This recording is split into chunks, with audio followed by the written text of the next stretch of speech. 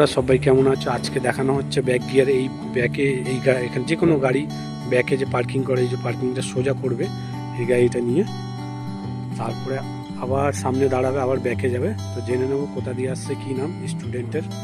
তোমার নাম কি? আমার নাম সোনিয়া ঘোষ। আমি এখানে শ্রীরামপুরে থাকি। আমার আজকে 5th ক্লাস হলো আর এখন আমি রিভার্স গিয়ার শিখছি। তো ঠিকঠাক করবে তো?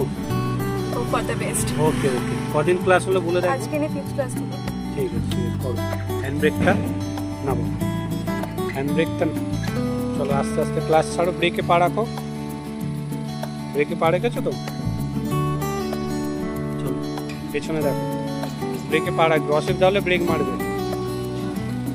চলো আস্তে আস্তে ক্লাস ছাড়ো, এবার যাও আস্তে আস্তে, তাড়াহুড়ো করবে না।